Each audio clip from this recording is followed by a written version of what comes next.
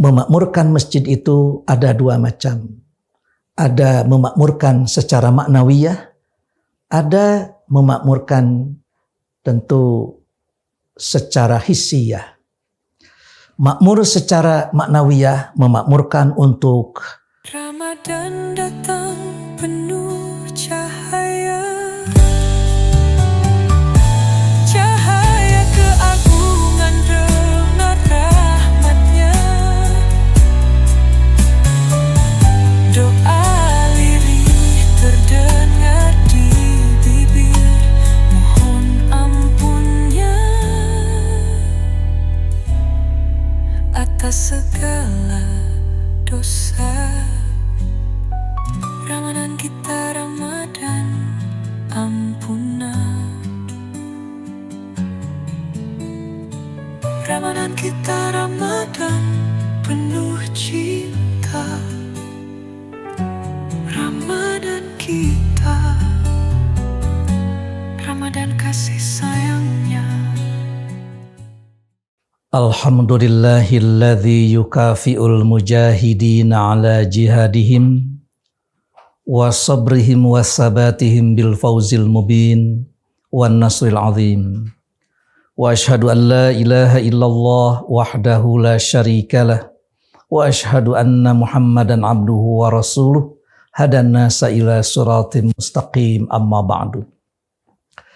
Para pemirsa Persis TV yang dimuliakan Allah Subhanahu wa taala.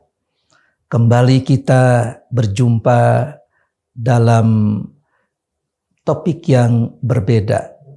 Akan tetapi walaupun berbeda, tetap kita saat ini berbicara tentang zakat atau tentang mustahik dengan judul Sabilillah. Sabilillah ini kalau menurut bahasa, sabil itu adalah jalan, kemudian Allah itu adalah Allah Jalla Jalaluh. Berkaitan dengan sabilillah, mengapa hal ini muncul? Karena ternyata sabilillah ini menjadi sebuah topik dan pembicaraan di kalangan kaum muslimin. Sebab apa sebetulnya hakikat sabilillah ini? Sabil jalan, sabilillah jalan untuk menuju mencapai ridho Allah Subhanahu wa taala. Segala jenis jalan yang menyampaikan kepada keridhaan Allah Subhanahu wa taala itulah disebut dengan sabilillah secara bahasa.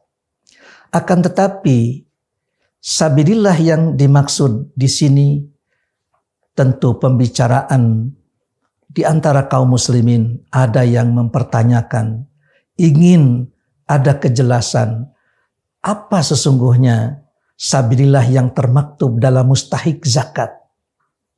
Sebagaimana yang kita ketahui berdasarkan surat At-Taubah bahwa innamas shadaqatu lil fuqara'i wal masakini wal amilina 'alaiha wal mu'allafati qulubuhum wa fir riqab wal gharimin wa fi sabilillah wa ibnis sabil.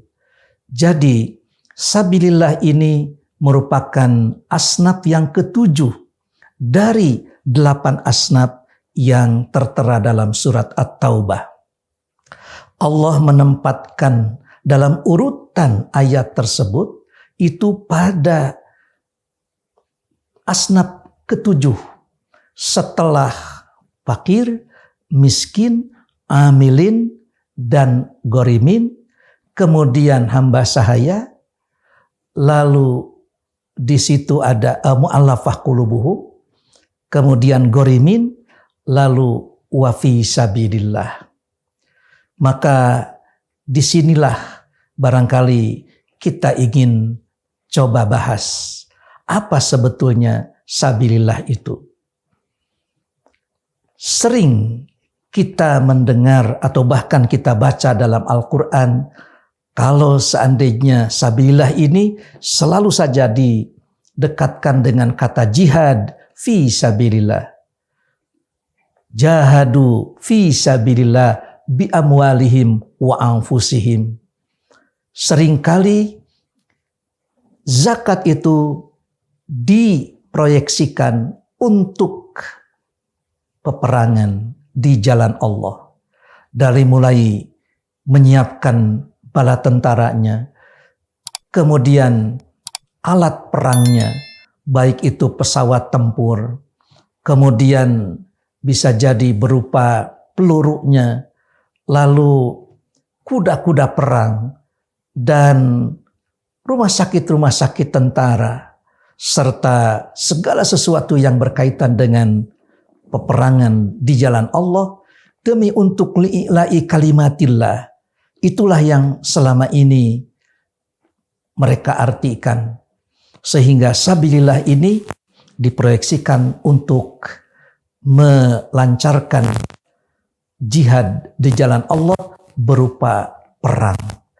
Memang perang itu adalah jihad, tapi jihad tidak hanya melulu perang, melainkan banyak ataupun tidak sedikit unsur-unsur lain yang masuk dalam kategori jihad fi sabilillah. Sebelum kita masuk kepada kategori sabilillah, barangkali perlu kita ungkapkan terlebih dahulu asnaf yang 8 itu. Sebagaimana kita ketahui berdasarkan keterangan tadi, innamas shadaqatu, hanyalah sedekah atau zakat. Di sini kata-kata sedekah itu diartikan zakat, sebab kita tahu bahwa as-shadaqatu burhanun. Zakat itu merupakan bukti keimanan seseorang. Sehingga ketika seseorang itu dia jujur mengeluarkan zakat sesuai dengan aturan dan ketentuan Allah, itu adalah wujud dari keimanan yang kuat, wujud dari keteguhan keyakinan akan mendapatkan keberkahan dari harta yang wajib dikeluarkan zakatnya. Nah, di sini ada 8 asnaf. Yang pertama adalah innamas shadaqatu lil fuqara. Yang perlu kita perhatikan di sini ada li dan ada fi. Untuk yang 4, lil fuqara'i wal masakini wal amilina 'alaiha wal mu'allafati qulubuhum. Maka Allah menyampaikan bahwa asnaf zakat itu ternyata terbagi 2. Satu yang menggunakan diawali dengan li, dan yang kedua diawali dengan fi. Yang kelima itu wafir riqab wal gharimin. Wa fi sabilillah, diulangi lagi fi-nya itu. Wabnis sabil, baru yang ke-8 itu ibnus sabil. Maka para ulama menjelaskan ada perbedaan makna antara li dengan fi. Li tentu saja ini menjadi litamlik atau lil milki. Zakat itu diberikan kepada mustahiknya bagi fakir, miskin, kemudian amilin dan mu'allaf yang dijinakkan untuk masuk Islam.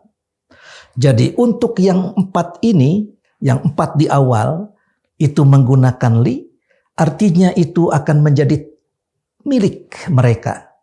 Sehingga ketika kita mendistribusikan zakat kepada mereka, itu langsung menjadi hak milik mereka.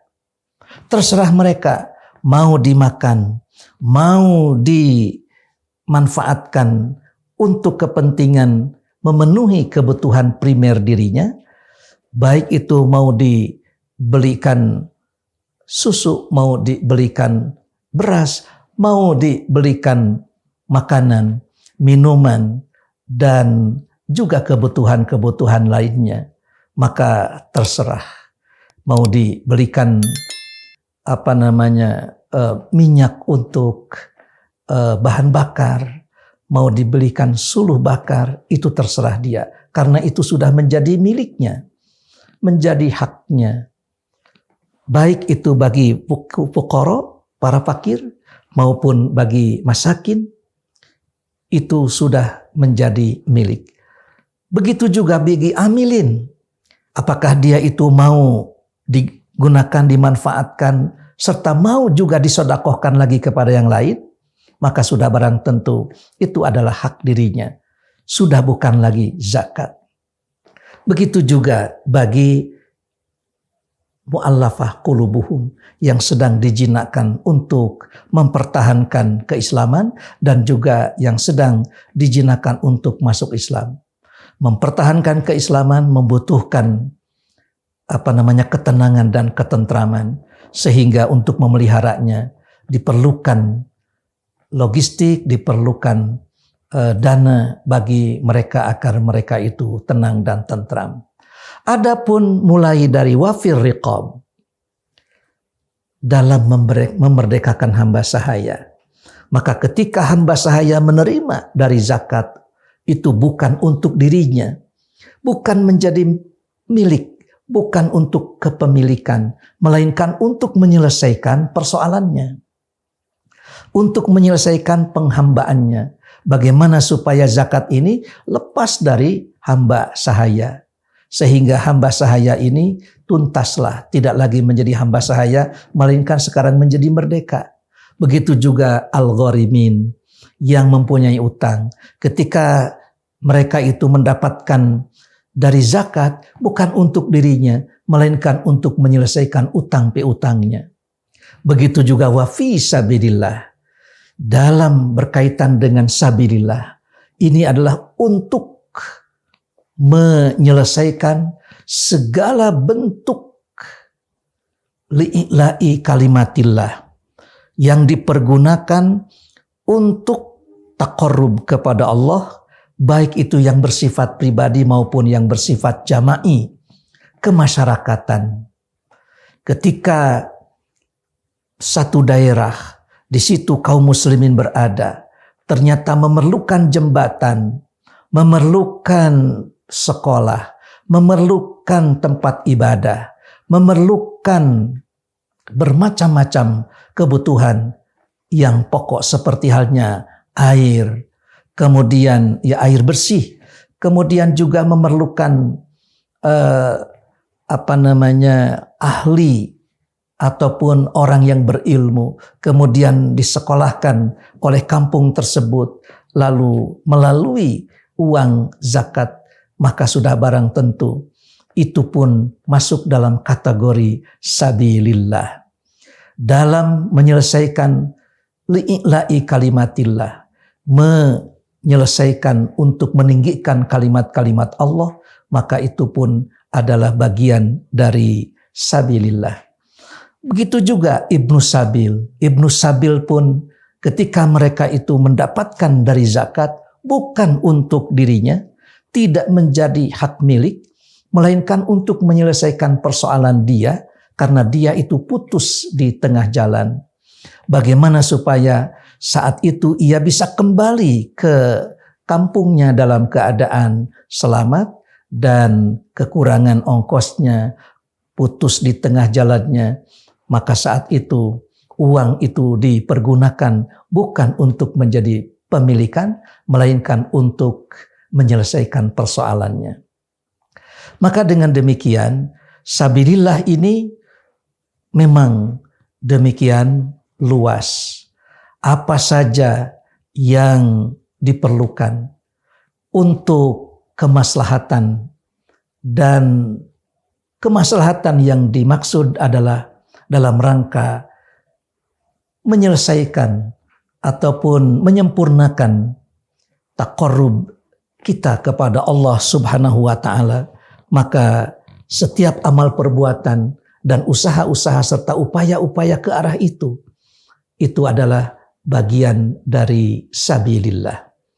Tidaklah heran kalaulah memang itu terjadi di kalangan kaum muslimin dalam rangka mengelola sebuah rumah ibadah, termasuk juga untuk memakmurkannya, maka sudah barang tentu logistik serta dana yang digunakan bisa jadi sebagiannya dari yang mereka ambil sumbernya, yaitu dari zakat. Jadi dengan 8 asnaf ini, Allah Subhanahu wa Ta'ala mendistribusikan amanah zakat, harta yang wajib dikeluarkan zakatnya, yaitu untuk para fakir, untuk orang-orang miskin, untuk amilin, dan untuk juga mu'allaf. Ini adalah litamlik. Adapun wafir riqab, wal gharimin, wa fi sabilillah, wabnis sabil, yang 4 ini bukan untuk pemilikan, melainkan ini untuk menyelesaikan persoalan. Jika persoalan mereka itu selesai dari dana yang dikeluarkan dari zakat, memang seperti itulah maksud syariat untuk mustahik yang telah tertera dalam surat At-Taubah itu. Barangkali ada yang disampaikan berupa pertanyaan, silakan. Baik Ustadz, yang pertama, apakah sabilillah itu terbatas pada unsur-unsur peperangan? Oh ya, memang kalau dikaitkan dengan kata-kata jihad fi sabilillah, itu selalu saja orang berkonotasi kepada peperangan. Sehingga jihad fi sabilillah itu kalau tidak perang itu bukan jihad. Padahal ada sebuah keterangan juga, man kharaja fi talabil ilmi fahuwa fi sabilillahi hatta yarji'a. Siapa orang yang keluar untuk bertolab ilmu, maka itu masuk dalam kategori fi sabilillah. Fahuwa fi sabilillah hatta yarji'a, sampai dia pulang. Jadi melihat konteks demikian, otomatis jihad ataupun sabilillah itu demikian luas. Tidak hanya kepada persoalan peperangan. Memang peperangan itu membutuhkan logistik yang sedemikian besar. Dari mulai mempersiapkan bala tentaranya, kemudian alat alutsistanya, alat-alat untuk peperangan, kemudian juga untuk melatih para tentara pun itu tidaklah mudah. Ditambah lagi dengan alat-alat perang yang modern sekarang ini, berapa harus kumpulkan apabila itu memang harus didanai dari zakat yang masuk dalam kategori sabilillah. Tentu dengan demikian bukan hanya perang saja, melainkan lebih luas dari itu. Sebab urusan kaum muslimin tentu harus diselesaikan oleh kaum muslimin secara ideal. Sehingga andai kata tidak ada peperangan, berarti sabilillah itu sudah tidak lagi bunyi, tidak lagi menerima dan tidak lagi menjadi mustahik kalaulah memang tidak ada peperangan. Padahal sabilillah itu bisa berupa memerangi kebodohan, memerangi kemiskinan, kemudian juga memerangi berbagai macam kedaulatan-kedaulatan yang menghambat terhadap persoalan-persoalan kaum muslimin. Maka hal itu pun masuk dalam kategori sabilillah. Barangkali ada yang lain. Baik Ustadz, yang kedua pertanyaan yaitu apakah membangun pesantren ataupun masjid termasuk kepada sabilillah? Ya. Membangun pesantren, membangun sarana ibadah, masjid, kemudian juga perguruan tinggi Islam, dan juga yang memakmurkan semuanya itu, apakah itu masuk dalam kategori sabilillah? Kaum muslimin memerlukan ulama. Kaum muslimin perlu kepada orang-orang yang khusus menekuni tafakuh fiddin. Dalam Al-Quran Allah berfirman, "Falaula nafara min kulli firqatin minhum ta'ifatun liyatafaqahu fiddin wal yunziru qaumahum idza raja'u ilaihim." Jadi alangkah baiknya kaum muslimin itu tidak seluruhnya pergi berperang, melainkan sebagiannya itu ada yang menekuni untuk memahami agama, agar nanti begitu mereka pulang ke kampungnya itu bisa memberi peringatan kepada orang-orang setempat, bisa menjadi imam, bisa menjadi penerang, karena memerangi kebodohan itu mesti dengan ilmu. Jadi ada jihad dengan senjata, ada jihad dengan keterangan dan penjelasan. Jihad bil burhan, menjelaskan sejelas-jelasnya tentang aturan dan ketentuan Allah, tentang Islam dan segala macam bentuknya. Karena Islam itu agama detil, otomatis kita memerlukan ulama yang mengayomi terhadap umat. Tentu kita juga memerlukan seorang dokter, seorang ilmuwan, teknokrat, muslim. Apabila memang kita menginginkan sumber daya insani yang bisa jadi ketika mereka itu memiliki kemampuan secara intelektual, tapi tidak memiliki kemampuan secara finansial, bisa kita mendapatkan itu dari zakat tersebut.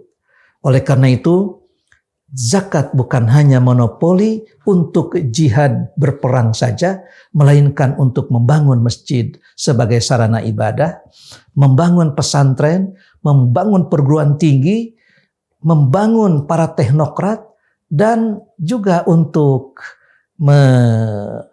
memperbaharui, mentransformasi dari manual kepada digital, ataupun untuk memperbaharui teknologi mutakhir.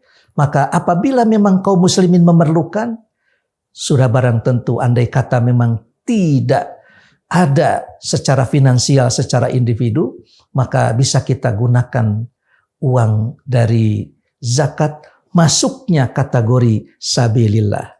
Jadi sabilillah berhak menerima dari zakat untuk tujuan kemaslahatan, baik itu untuk kemakmuran sarana ibadah maupun untuk sarana-sarana lain yang diperlukan oleh kaum muslimin secara luas.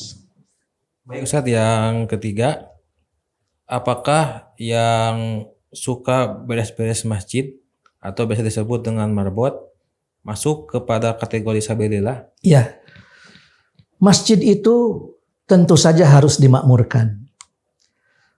Memakmurkan masjid itu ada dua macam. Ada memakmurkan secara maknawiyah, ada memakmurkan tentu secara hissiyah. Makmur secara maknawiyah, memakmurkan untuk pengajian, untuk liiqamati dzikrillah, liiqamati sholah, dan lain sebagainya. Untuk ya di dalam masjid itu bisa digunakan, memakmurkan itu dengan membaca Al-Quran, dengan memakmurkan untuk melaksanakan tolab ilmu, halaqah, maka masjid bisa digunakan untuk kegiatan-kegiatan seperti itu sebagai makmur maknawiyah. Tapi juga ada makmur secara hissiyah, di mana apabila masjid itu ternyata lampunya padam, kemudian juga ada bocor, maka untuk memperbaiki bangunan masjid, untuk memperbaiki WC itu adalah memakmurkan secara hissiyah. Adapun secara maknawiyah, maka sudah barang tentu ya yang mengurus masjid dari mulai ustadz-ustadz yang mengajar, kemudian majelis-majelis taklim yang dilakukan kegiatan tersebut di masjid tersebut, otomatis itu pun adalah cara memakmurkan. Sementara yang yang melakukan bersih-bersih di masjid, kemudian muadzin, andai kata memang mereka itu adalah masuk dalam kategori memakmurkan masjid, di mana ya alat untuk pengeras suara itu juga adalah bagian yang harus dibeli, termasuk juga ya kategori seorang yang bersih-bersih di masjid, andai kata memang itu mau dimasukkan ke dalam pos sabilillah dan ada gajinya, itu bisa dimasukkan dalam sabilillah, termasuk pengeluaran memakmurkan masjid. Jadi ini untuk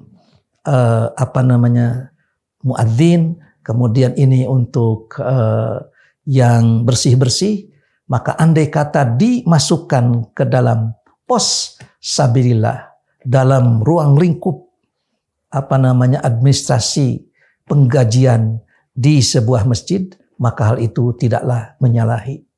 Oleh karena itu memang itu adalah haknya dan itu masuk dalam kategori sabilillah. Andai kata memang tidak ada misalnya gaji, maka andai kata mereka masuk dalam kategori fuqara masakin, maka itu pun bisa masuk dalam kategori itu. Andai kata mereka tidak memiliki penghasilan ataupun masuk dalam kategori fuqara masakin. Mungkin itu yang bisa disampaikan pada kesempatan kali ini menjelang kita berbuka.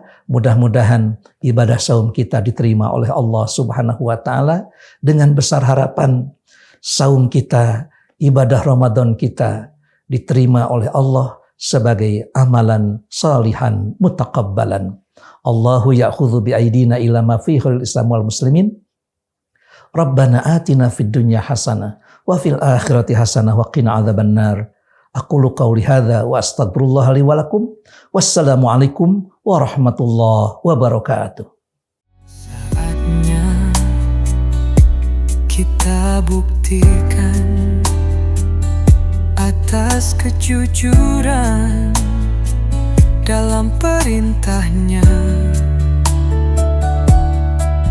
Saatnya waktu terbaik untuk mendekatkan diri pada Ilahi.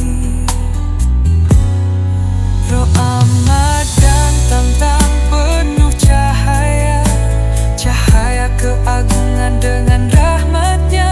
Doa lirih terdengar di bibir, mohon ampunnya atas segala dosa. Kita semua